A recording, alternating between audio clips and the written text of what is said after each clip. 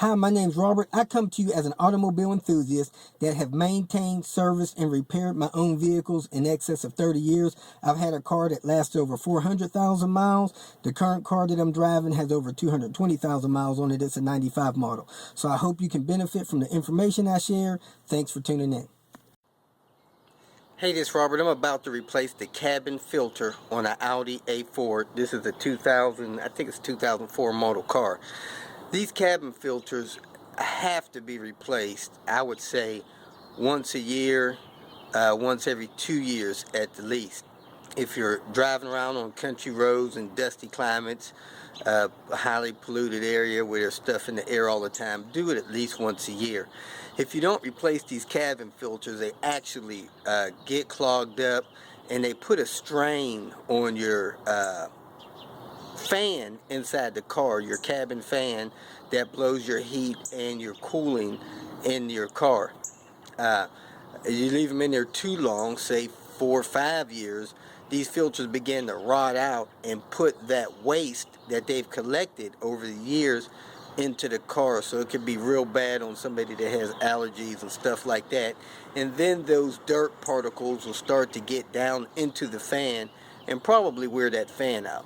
You know, nobody wants to spend $400 or more getting a cabin fan replaced in their car. So these little $12, $15 filters should be replaced, like I said, once a year, once every 2 years at the most. So let's get started.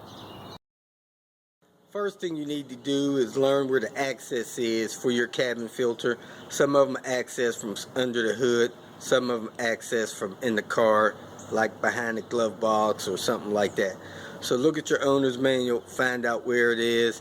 If you can't figure out there, do a Google search or do a search on YouTube like you found this one.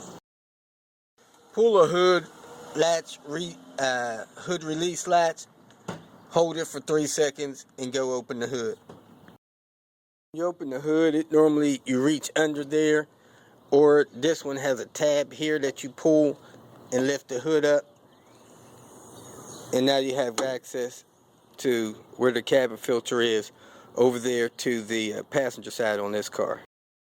Step, you have to pull this weather stripping loose. It just peels up across the car.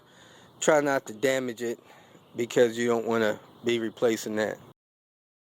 Next thing you have to do is work this cowling up plastic panel.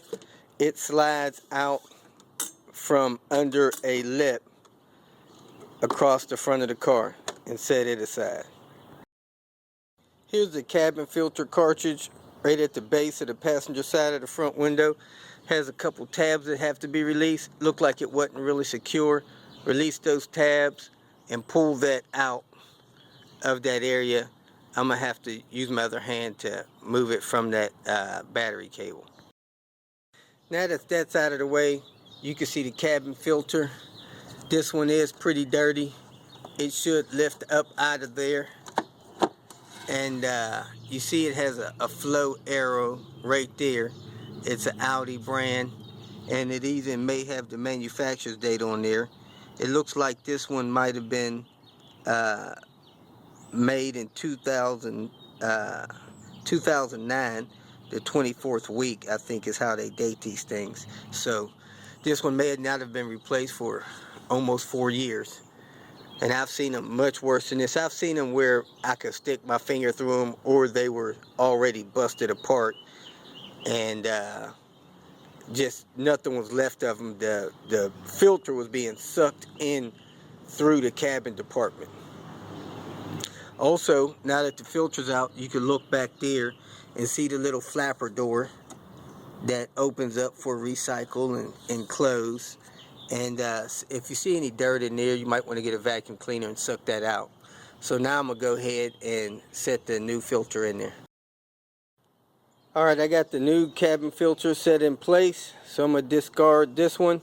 If you want, you can date the edge of the trim. I normally write this information in the owner's manual.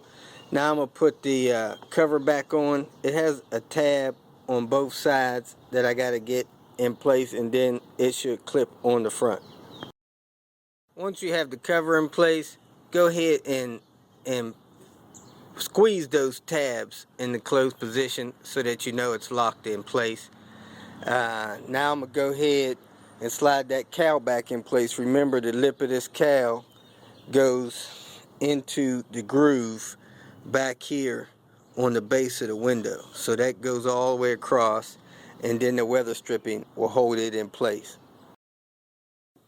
If you feel that this information was beneficial, please like it and share it with your social media friends. Go ahead and subscribe to my page so you will get notification of future videos that I post.